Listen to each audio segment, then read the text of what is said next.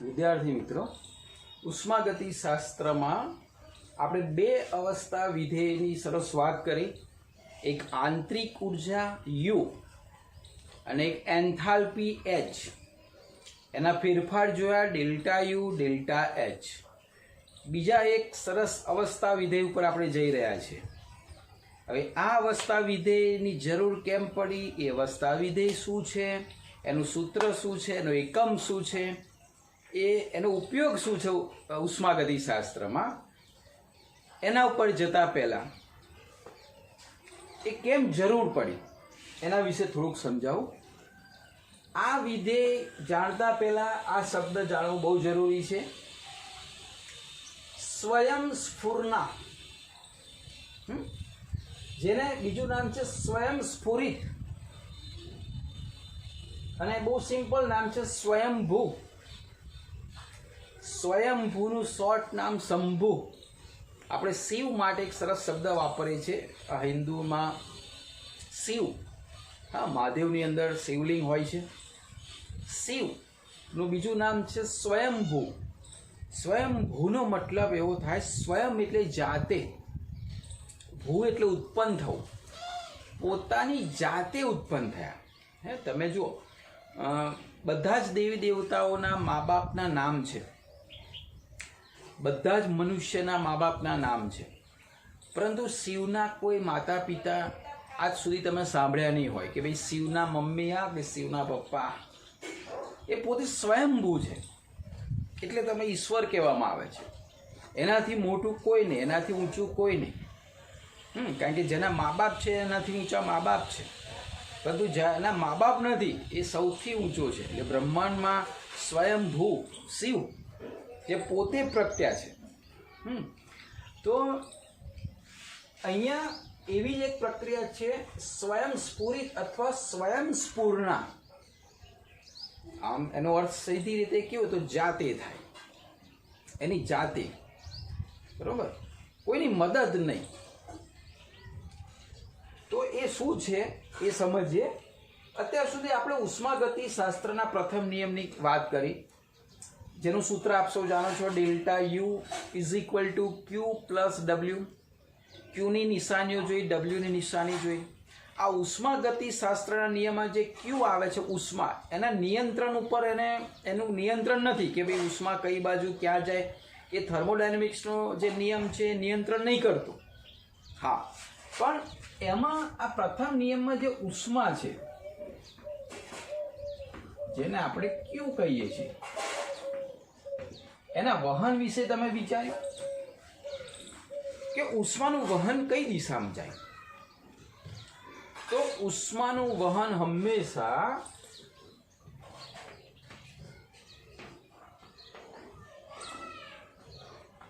એક દિશીય. એક દિશીયનો મતલબ એક જ દિશામાં થાય, બંને દિશામાં ના થાય. ઉષ્માનું વહન કોઈ એક દિશામાં જ થાય, એ સમજાવું. એક દિશામાં એક દિશીય વહન થાય. અને એક દિશીય વહન એટલે પરફેક્ટલી જોવું હોય તો ક્યાં? તો કે છે ઊંચા તાપમાનથી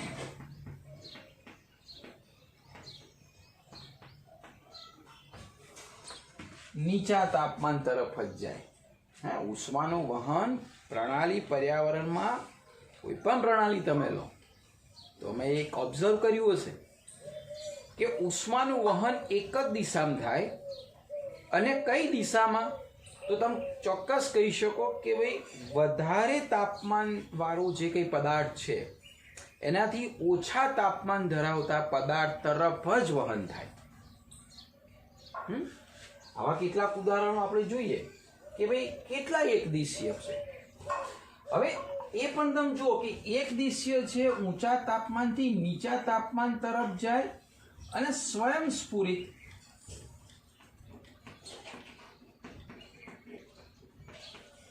તમારે એને જણાવવું પડે છે કે ભાઈ ગરમ પદાર્થ હોય એની જોડે ઠંડો પદાર્થ હોય તો ઉષ્માનું વહન એની જાતે થાય. આપણે કહેવું નથી પડતું કે ભાઈ ચાલ ઉષ્મા હોય, તાર જોડે ઠંડો પદાર્થ છે, જવા દે બાજુ ઉષ્મા. અથવા તો એને વિનંતી કરવાની નથી કે ભાઈ હવે તું જા. ઓટોમેટિક એની જાતે જાય છે.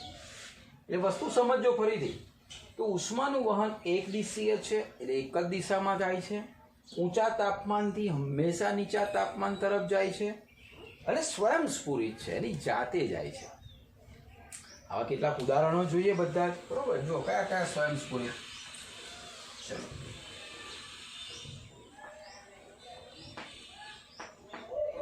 ઊંચાઈ પરથી પાણી ક્યાં જાય? ધારો કે આ જગ્યાએ અહીંયા આ ઊંચાઈ છે, આ નીચે છે, બરોબર. હવે અહીંયા પાણી ભર્યું નહીં, ઓટોમેટિક પાણી ક્યાં જાય? નીચે. એને કહેવું પડે છે કે ભાઈ હવે ચાલ નીચે પડજો, એ જાતે પડી જાય છે. હે, અને એક જ દિશામાં હંમેશા આ ઉપર ઊંચાઈથી કઈ દિશામાં પાણી જાય? નીચેની દિશામાં. એટલે જો આ પણ સ્વયંસ્ફુરિત એક જ દિશામાં જાય છે. અચ્છા, ધારો કે એક પાત્ર અહીંયા લીધું છે,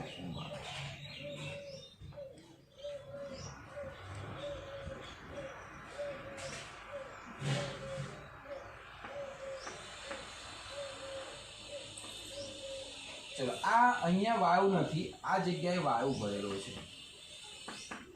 સમજો, અહીંયા વાયુ ભરેલો છે આ પાત્રમાં. આ પાત્ર ખાલી છે, જ્યાં વાયુ નથી, એટલે કે દબાણ નીચું છે એવું કહી શકાય. વાયુ ના હોય તો દબાણ અહીંયા કેવું છે? નીચું છે. અહીંયા વાયુ છે એટલે શું છે? ઊંચું દબાણ થાય. શું થાય?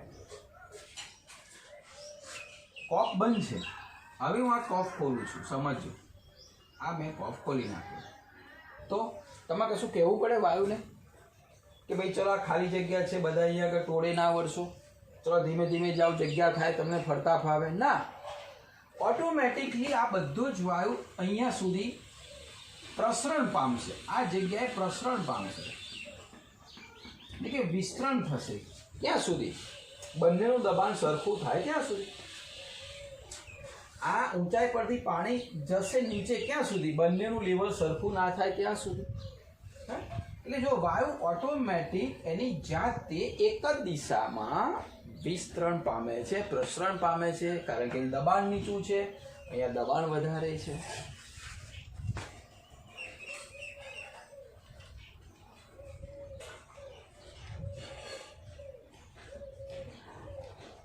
કપમાં રાખેલી ગરમ ચા, બરોબર, અહીંયા ચા છે, ગરમ છે.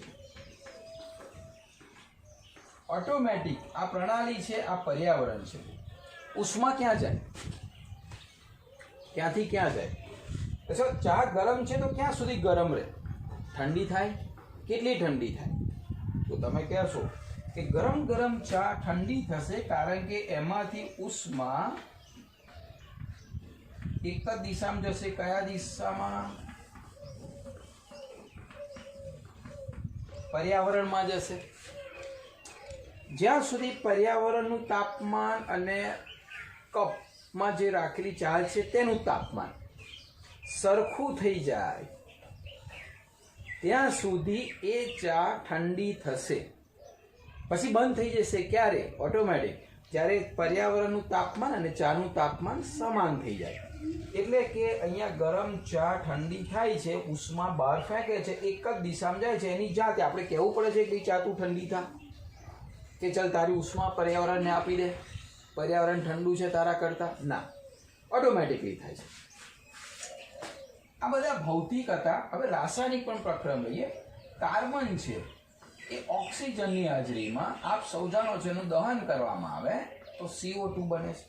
શરૂઆતમાં સ્પાર્ક કરી લેવું પડે.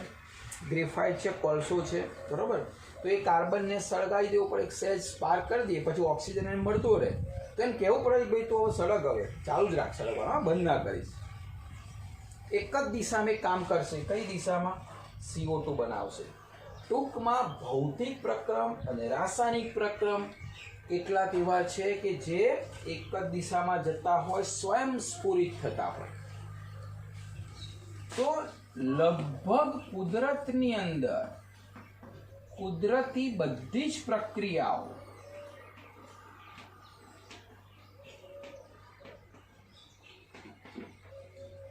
સ્વયંભૂ છે. કુદરતમાં જે કંઈ પ્રક્રિયા થાય તમે જોઈ શકો છો, બધી જ પ્રક્રિયાઓ એ બધી જ સ્વયંભૂ પ્રક્રિયાઓ છે. સ્વયંભૂ એટલે કે સ્વયંસ્ફુરિત પ્રક્રિયાઓ છે. હા, પછી એની આપણે પ્રોપર ડેફિનેશન જોઈએ છે.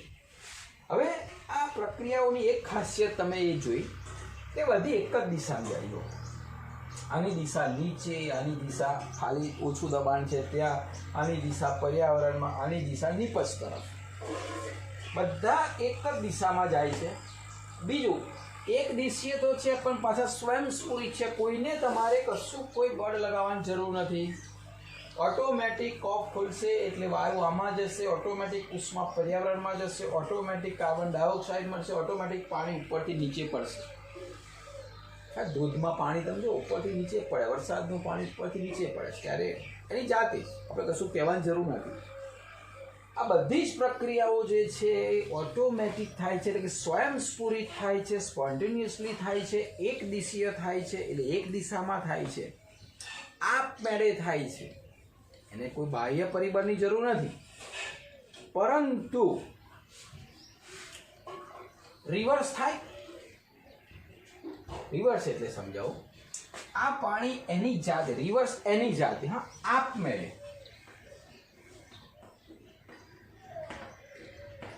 બાહ્ય પરિબળ વગર આપમેળે પાણી નીચેથી ઉપર જાય તો કે ના જાય. આપમેળે પાણી નીચેથી ઉપર નથી જતું. અચ્છા, અહીંયા બંને બાજુ વાયુ છે, એની જાતે ઓટોમેટિક આ બધા વાયુ કે ચલો ભાઈ આ પાત્ર ખાલી કરો, અહીંયા ધરતીકંપ આવવાનો છે, બધા જ વાયુનાનું હતા ત્યાં જતા રહો. ચલો, શક્ય નથી, ના થાય આપમેળે. ચલો, એક વખત ચા તમે ગ્લાસમાં કપમાં લીધી, બધી જ એને ઉષ્મા એની હતી ને એ બધી ઉષ્મા કોને આપી? એને પર્યાવરણને આપીને ઠંડી થઈ. પછી ઓટોમેટિક એની જાતે આપમેળે પર્યાવરણને એવું કે ભાઈ મેં ઉષ્મા આપી, ચાલ પાછી આપી દે મને, ચાલ પાછી આપી દે. અને એ ઉષ્મા બધી જ લઈ ફરી પાછી ચા ગરમ થાય? ના થાય. તો એ શક્ય અહીંયા પણ નથી. અચ્છા, કાર્બન ડાયોક્સાઇડ બની ગયો, વાતાવરણમાં જતો રહ્યો, પછી ઓટોમેટિક કાર્બન ડાયોક્સાઇડ પાછો પ્રક્રિયા કરીને સી કાર્બન ને ઓક્સિજનને છૂટો કરી દે? ના થાય. ટૂંકમાં આપમેળે તમે જુઓ તો આ પ્રક્રિયા ના થાય, આ પ્રક્રિયા ના થાય, આ પ્રક્રિયા ના થાય. વિશેષતા યાદ રાખજો કઈ કઈ છે. કુદરતની અંદર બધી પ્રક્રિયાઓ છે કે ભાઈ કેરી કુદરતી પાકી, હે, લીલામાંથી યલો કલરની થઈ ગઈ, પાકી ગઈ. ખાટી હતી એમાંથી ગળી થઈ ગઈ. પછી ઓટોમેટિક કેરીને એવું થાય કે આ ખોટું કરી દીધું મેં, મારે ગળું નહોતું થવાનું, પાકવાનું નહોતું, ચલો પાછી કાચી કેરી થઈ જાય, લીલા કલરની થઈ જાય? ના થાય. આપણે પણ મનુષ્યમાં પણ બાળક જન્મે પછી મોટો થાય ગળો થઈ જાય, પછી એવી કુદરતી ઘટના થઈ, આપમેળે થઈ, તમારે કશું કહેવાની જરૂર નથી. અને આપમેળે થઈને ફરી પાછું એ જે વૃદ્ધ થયો એ પાછો બાળક થઈ જાય? ના થાય. એ ટૂંકમાં પાછી રિવર્સ પ્રક્રિયા થતી નથી. યાદ રાખજો, પ્રતિવર્તી પ્રક્રિયાની જાતે થતી નથી. તો આ બધી જે પ્રક્રિયાઓ છે એની આ ડેફિનેશન છે. અચ્છા, તો હા, ડેફિનેશન પહેલાં જોઈએ. બાહ્ય કારકની મદદ વગર, સમજો, બાહ્ય કારક એટલે બીજું કોઈ બળ લગાવ્યા વગર, બીજું કોઈ એની પર કાર્ય કર્યા વગર, બાહ્ય કારકની મદદ વગર આગળ વધવાની તાકાત ધરાવે છે. સ્વયંસ્ફુરિત, એને કોઈ જરૂર નથી, પોતે કેપેબલ છે. એક દિશામાં સ્વયંસ્ફુરિત એની જાતે થાય. જો અહીંયા કોઈ બળ લગાવવું પડ્યું તો મારે આ બાજુ વાયુ મૂકતા, એની જાતે જાય. પાણીને કોઈ બળ આપવું પડ્યું? ના. ઉષ્મા અહીંથી અહીંયા ગઈ, તમારે કોઈ બળ આપવું પડ્યું બહારથી? બાહ્ય કારક કોઈ જાતનું નહીં. સળગાયા પછી તમે એને બાહ્ય બળ તો શું આપવું પડે છે? ના, એની જાતે કાર્બન ડાયોક્સાઇડ ઉત્પન્ન કરે.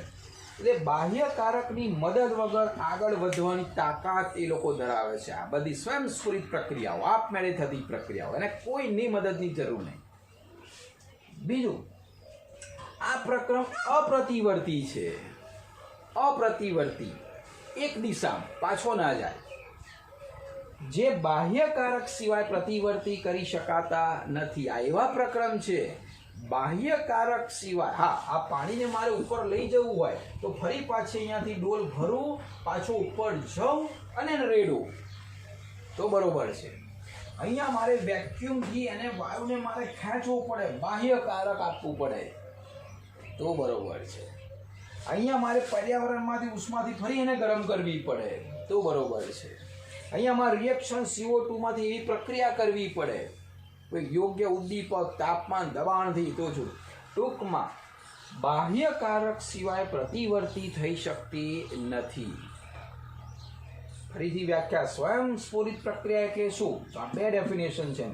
બાહ્ય કારકની મદદ વગર આગળ વધવાની તાકાત ધરાવતા બધા જ પ્રક્રમને સ્વયંસ્ફૂર્ણ અથવા સ્વયંસ્ફુરિત પ્રક્રમ કહેવામાં આવે. અને આ પ્રક્રમ અપ્રતિવર્તી છે, જે બાહ્ય કારક સિવાય પ્રતિવર્તી કરી શકાતા નથી. આપણે બહુ સરસ શીખવા આ પાઠ ઘણો બધું જીવનમાં તમે જુઓ, વિજ્ઞાન પણ જીવનને સારા માર્ગે લઈ જવા માટે ઘણી બધી વસ્તુઓ શીખવાડે છે. એ પાસે બહુ સમય નથી, નહીંતર એક ઘટના, એક બાબત આપણને શીખવાડે છે. પણ અહીંયા થોડીક તમે સમજ આપી દો, કારણ કે તમારા માટે બહુ જરૂરી છે વિદ્યાર્થી જીવન માટે.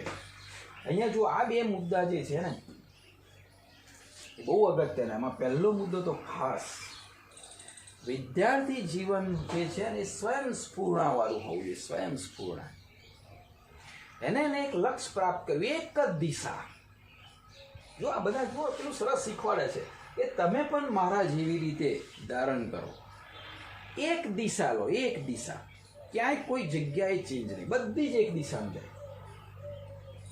હા, આપણે ફરક એવું છે, ઊંચા તાપમાનથી નીચા તાપમાન છે, તો અહીંયા એવું શીખવાડે છે કે નીચા સ્ટેટસથી ઊંચા સ્ટેટસ ઉપર જા.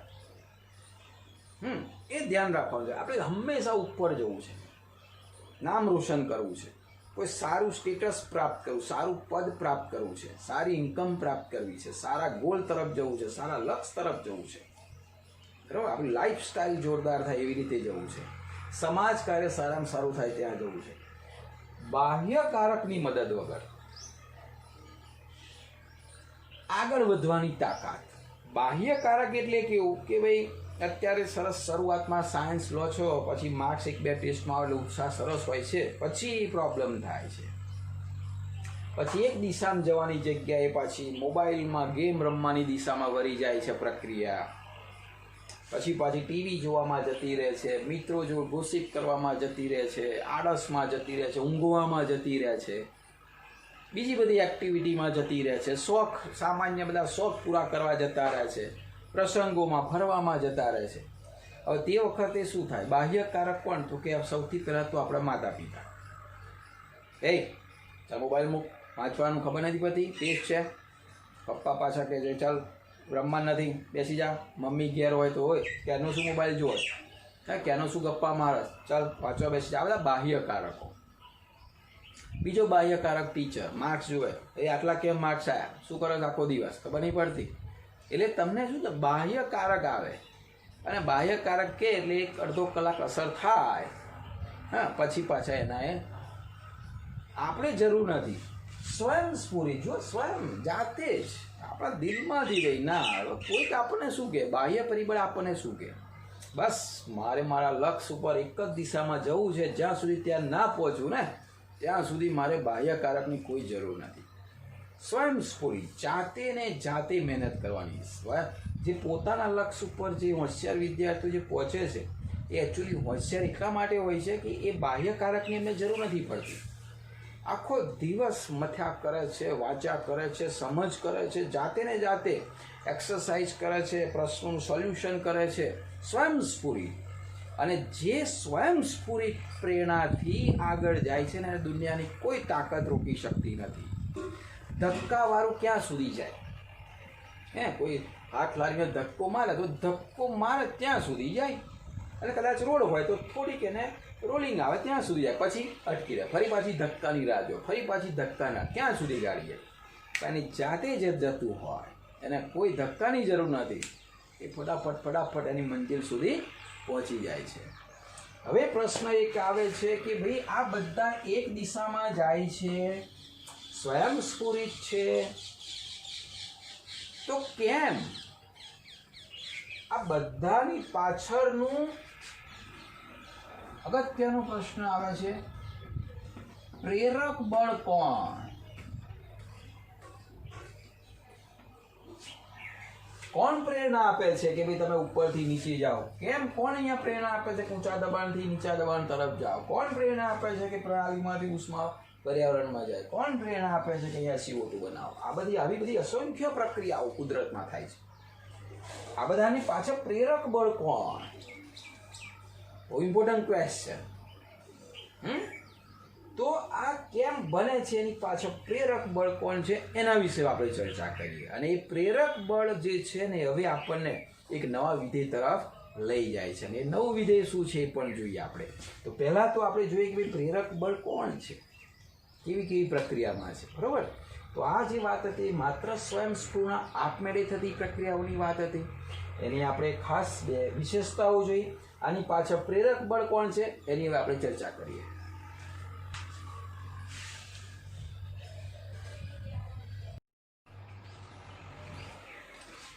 હવે સ્વયંસ્ફુરિત માટે પ્રેરક બળ કોણ? હવે ઉદાહરણ લઈએ તો પ્રેરક બળ એન્થાલ્પીમાં ઘટાડો હોઈ શકે. જો પાણી ઉપરથી નીચે પડે છે અને કોઈ પથ્થર ઉપર મૂક્યો હોય અને એને ફેંકવામાં આવે તો એ ઓટોમેટિક નીચે પડે છે. તો જો ભૌતિક પ્રક્રમમાં જોઈએ ને આપણે તો એની સ્થિતિ ઊર્જામાં ઘટાડો થયો. એટલે પાણી ઉપર સ્થિતિ ઊર્જા વધારે હતી, એ નીચે તરફ આવ્યો, એની સ્થિતિ ઊર્જામાં ઘટાડો થયો. પથ્થર નીચે પડ્યો, સ્થિતિ ઊર્જામાં ઘટાડો થયો. તો ભૌતિકમાં એવું કહી શકાય કે ભાઈ કોઈ પણ પદાર્થ છે અથવા પ્રક્રિયા છે કઈ દિશામાં જાય તો કે સ્થિતિ ઊર્જામાં ઘટાડો થાય ને એ દિશામાં જાય. એટલે પ્રેરક બળ ઊર્જાનો ઘટાડો કહેવાય. એની પાછળ પ્રેરક બળ કયું? ઊર્જાનો ઘટાડો થાય એ દિશામાં જાય. ઊર્જાનો વધારો થાય એ દિશામાં એની જાતે ના જાય. એના માટે આપણે બળ આપવું પડે. પથ્થરને આમ ઉપર ફેંકવો હોય તો ઊર્જામાં વધારો કરે, તો એના માટે બાહ્ય બળ આપ્યું ને. પેલું તો આમ ફેંકીને આમ છોડી દીધું એટલે કોઈ બળ નહીં, એની જાતે નીચે પડ્યો. તો ભૌતિક પ્રક્રિયામાં આપણે એવું જોઈ શકાય કે ઊર્જામાં ઘટાડો થાય એ દિશામાં જાય. તો રાસાયણિક પ્રક્રિયામાં એવું હશે કે એન્થાલ્પીમાં ઘટાડો થાય એ દિશામાં જાય, એ પ્રેરક બળ હોઈ શકે. આપણે જોઈ લઈએ. જો રાસાયણિક પ્રક્રિયા આપેલ દિશામાં સ્વયંસ્ફૂર્ત થાય તો ઉષ્માક્ષેપક હોય તો જ એન્થાલ્પીમાં ઘટાડો થાય ને. ઉષ્માક્ષેપક પ્રક્રિયા સમજાવું તમને પહેલા અહીંયા. તો આપણે ત્રણ પ્રક્રિયાઓ લઈએ. નાઇટ્રોજન અને હાઇડ્રોજનને ભેગા કરીએ એટલે એમોનિયા બને. આ વખતે આપણને -46.1 એન્થાલ્પી ફેરફાર મળે, એટલે કે ઉષ્માક્ષેપક પ્રક્રિયા થઈ. ડેલ્ટા એચ માઇનસ એટલે ઉષ્માક્ષેપક, એટલી ઉષ્મા આપણને આપે છે. આ પ્રક્રિયા આટલી ઉષ્મા આપણને આપે છે. હાઇડ્રોજન ક્લોરાઇડ અને ક્લોરીન બંને ભેગા કરીએ HCl બને છે. આ પણ -92.32 કિલો જૂલ પ્રતિ મોલ, એટલે કે આ ઉષ્માક્ષેપક પ્રક્રિયાથી આપણને ઉષ્મા આપે છે. હાઇડ્રોજન અને ઓક્સિજન ભેગા થઈને પાણી બનાવે તો આ પણ ઉષ્માક્ષેપક પ્રક્રિયાથી આપણને ઉષ્મા આપે છે. આ બધી જે પ્રક્રિયાઓ છે એમાં એવું કહી શકાય કે અહીંયા લખીએ આપણે કે A માંથી B બને અને ડેલ્ટા H જ્યારે માઇનસ આવે, ઋણ આવે, તો આપણે ડેલ્ટા H નું સૂત્ર શું લખીએ? ડેલ્ટા H જે લખતા હતા એમાં અહીંયા કોણ લખતા હતા? નિપજો. શોર્ટની અંદર આપણે આવી રીતે લખી શકતા હતા HR HP માઇનસ HR. સમજો તો આ માઇનસ ક્યારે આવે? સીધી વસ્તુ, આ બેમાંથી કોણ માઇનસ વધારે, કોની કિંમત હોય તો જવાબ માઇનસ આવે. તો HR એટલે રિએજન્ટ અને આ પ્રોડક્ટ. એટલે કે આ માઇનસ ક્યારે આવે? તો સીધી વસ્તુ છે, જ્યારે HR નું મૂલ્ય કોના કરતાં વધારે હોય? HP કરતાં વધારે હોય. એટલે કે પ્રોડક્ટ નિપજની એન્થાલ્પી કરતાં પ્રક્રિયકોની એન્થાલ્પી વધારે હોય તો જ ડેલ્ટા H માઇનસ આવે. એટલે આની એન્થાલ્પી કરતાં આમની એન્થાલ્પી વધારે હોય, HCl કરતાં આ બંનેની એન્થાલ્પી વધારે હોય, H2O કરતાં આ બંનેની એન્થાલ્પી વધારે હોય તો જ એન્થાલ્પીમાં ઘટાડો થયો કહેવાય. પ્રક્રિયકો કરતાં નિપજોની એન્થાલ્પી વધારે હોય, આપણે એવું કહી શકાય અહીંયા કે ભાઈ પ્રક્રિયકો ની એન્થાલ્પી નિપજો કરતા વધારે હોય તો પ્રક્રિયકોમાંથી નિપજ બને ત્યારે એન્થાલ્પીમાં ઘટાડો થાય. આ બધી સ્વયંસ્ફુરિત છે, બધી એની જાતે થાય છે. તો શું પરિબળ પ્રેરક બળ એવું હોઈ શકે કે એન્થાલ્પીમાં ઘટાડો થાય એ બધી સ્વયંસ્ફુરિત હોય? ગ્રાફ દ્વારા સમજીએ. ચલો, અહીંયા એન્થાલ્પી લખેલી છે મેં, કોની વધારે કોની ઉપર જે તેમ એન્થાલ્પી વધે છે.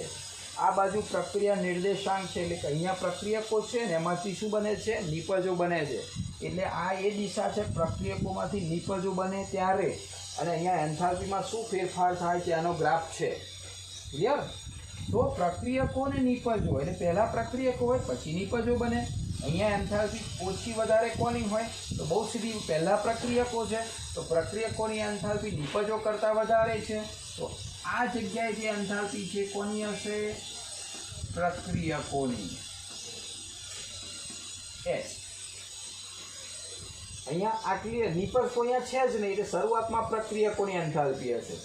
હવે નિપજ બની જાય છે ત્યારે નિપજોની એન્થાલ્પી ઓછી હશે, એટલે આ જગ્યાએ નિપજોની એન્થાલ્પી આવી. તો અહીંયા જે છે આ જગ્યા એ કોની એન્થાલ્પી થઈ? નિપજોની એન્થાલ્પી થઈ. બરોબર? અહીંયા કુલ એન્થાલ્પી લખીશું જેટલા પ્રક્રિયકો હોય, અને અહીંયા પણ જેટલી નિપજો હોય. તો આ પ્રક્રિયકોની એન્થાલ્પી, આ નિપજોની એન્થાલ્પી થઈ. હવે બહુ સમજો વ્યવસ્થિત હો ને, ઉષ્માક્ષેપક પ્રક્રિયામાં શું થાય છે. એનો મતલબ એવો થયો કે આ આટલા સુધી, અહીંયાથી આટલા સુધી અહીંયા વધી કે ઘટી શું થાય? આ ફેરફાર શું થયું? નિપજોની એન્થાલ્પી શું થયું? પ્રક્રિયકોની એન્થાલ્પી આટલી હતી, હવે નિપજો બની ત્યારે અહીંયા આટલી આવી ગઈ ને. તો આ જે ડેલ્ટા એચ આવ્યો ને એન્થાલ્પી ફેરફાર, એ એન્થાલ્પી ફેરફાર જેને આપણે ડેલ્ટા આર જ કહીશું. આપણે કુલ જે એન્થાલ્પી ફેરફાર આવે છે, બરોબર, આ માઇનસ આવે છે. એનો મતલબ એવો થયો કે પ્રક્રિયા દરમિયાન પ્રક્રિયામાં ઉદ્ભવેલ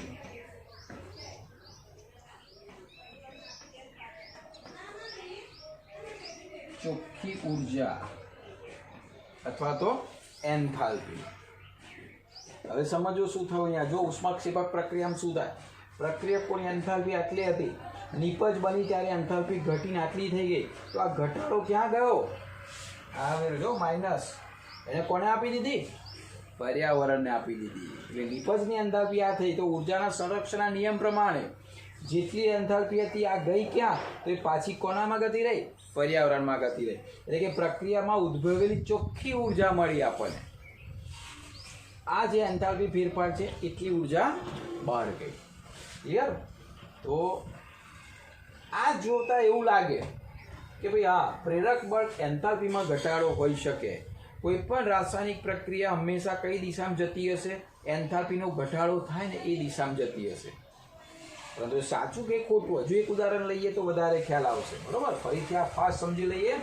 રાસાયણિક પ્રક્રિયા આપેલ દિશામાં સ્વયંસ્ફુરિત થાય એટલે કે ઉષ્માક્ષેપક થાય. ઉષ્માક્ષેપક ક્યારે થાય? નિપજો કરતાં પ્રક્રિયકોની એન્થાલ્પી વધારે હોય એટલે કે એન્થાલ્પીમાં ઘટાડો થાય. પ્રક્રિયકોની કરતાં નિપજોની એન્થાલ્પી ઘટેલી હોય ને, ઓછી હોય. તો આ બધામાં જુઓ માઇનસ માઇનસ છે, એટલે કે ઉષ્માક્ષેપક પ્રક્રિયા થઈ, એન્થાલ્પીમાં ઘટાડો થાય તો જ થાય. કેમ એન્થાલ્પીમાં ઘટાડો થાય? સૂત્ર પ્રમાણે નિપજ માઇનસ પ્રક્રિયકો. આ જવાબ માઇનસ ક્યારે આવે? આ કિંમત મોટી હોય તો. આ મોટી હોય એટલે કોણ? તો કે પ્રક્રિયકોની એન્થાલ્પી કોના કરતાં? નિપજ કરતાં વધારે હોય. તો આ પ્રક્રિયકોની એન્થાલ્પી થઈ, આ નિપજની એન્થાલ્પી થઈ. આ ઘટાડો ક્યાં ગયો? પર્યાવરણમાં ગયો. તો શું બધી જ પ્રક્રિયાઓ જે હશે ઉષ્માક્ષેપક હશે, એટલે કે એન્થાલ્પીમાં ઘટાડો થતો હશે એ જ પ્રેરક બળ હશે કે નહીં? ફરી એ જોઈ લઈએ આપણે.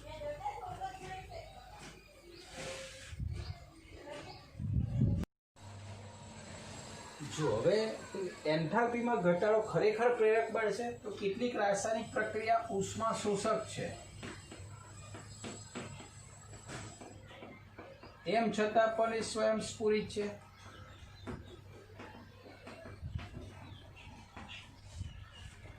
ઉદાહરણ જુઓ, નાઇટ્રોજન ઓક્સિજન ભેગા થઈને NO2 બને. અહીંયા એન્થાલ્પી ફેરફાર પ્લસ ડેલ્ટા H પ્લસ એટલે ઉષ્મા શોષક.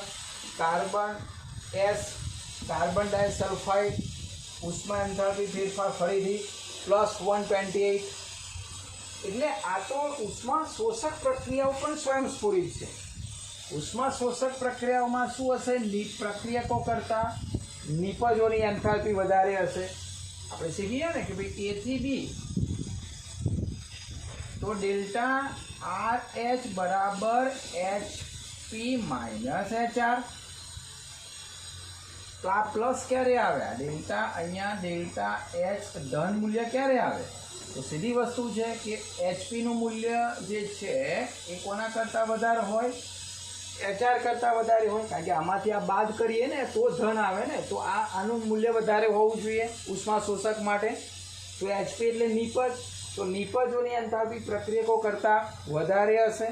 તો અહીંયા જોઈએ તો પ્રક્રિયકો, તો આ જગ્યાએ એનો ઉપરની વાત કરીએ તો પ્રક્રિયકોની એન્થાલ્પી ઓછી હશે. એટલે આ જે છે શું થઈ? પ્રક્રિયકોની કુલ એન્થાલ્પી. નિપજો અહીંયા આવશે આ જગ્યાએ, તો આ જગ્યાએ શું થયું? નિપજોની એન્થાલ્પી આવી. તો અહીંયા તમે જુઓ તો આ એન્થાલ્પી ફેરફાર થયો ડેલ્ટા RH. એ ધન આવ્યો, વધ્યો. ધન આવ્યો એનો મતલબ શું થયો? તો એણે શું કર્યું કે આ ઉષ્માની જરૂર પડી, એન્થાલ્પી એને ઉર્જા મેળવી. ક્યાંથી મેળવી? તો પર્યાવરણમાંથી. તો પર્યાવરણમાંથી શોષે ચોખ્ખી ઉર્જા કેટલી? એન્થાલ્પી ફેરફાર જેટલી. તો ઉષ્મા શોષક પ્રક્રિયાઓ પણ આપમેળે થાય છે ભાઈ. તો આ તો ઉષ્માનો વધારો થયો. જો એન્થાલ્પીમાં ઘટાડો એટલું જ પ્રેરક બળ નથી. હા, એવું કહી શકાય કે સ્વયંસ્ફુરણા માટે ફાળો આપતું પરિબળ એન્થાલ્પીનો ઘટાડો છે, પણ બધા જ કિસ્સામાં સાચું નથી. આપણે તો બધા જ કિસ્સામાં સાચું હોય એવું પ્રેરક બળ જોઈએ છે ને. તો અહીંયા ઉષ્મા ક્ષેપક અને ઉષ્મા શોષક બંનેમાં, એટલે ઉષ્માના વધારો કે ઘટાડો બંને સ્વયં સ્ફુરિત થાય છે પ્રક્રિયા. તો એનો મતલબ કે એન્થાલ્પીમાં ઘટાડો બધા જ કિસ્સા માટે સાચું પરિબળ નથી. એના માટે હવે સાચું પરિબળ કયું? અને એ જ આપણું 9 અવસ્થા વિધેય. ઇમ્પોર્ટન્ટ ટૂંકનો જ છે. ઘણી વખત પ્રશ્ન પૂછાય છે એન્ટ્રન્સમાં પણ અને બોર્ડમાં પણ, બરાબર, એને લગતા. અને આગળ 12થમાં પણ એનો ઉલ્લેખ ઘણી વખત આવશે. તો આપણે 9 અવસ્થા વિધેય, હવે 2 નવા અવસ્થા વિધેય શીખવાના છે. તો એ હવે આ પ્રેરક બળ જે છે સ્વયંસ્ફુરિત માટે, એ બંનેમાં આપણે પહેલું જે છે અવસ્થા વિધેય એ હવે શીખવાના છે.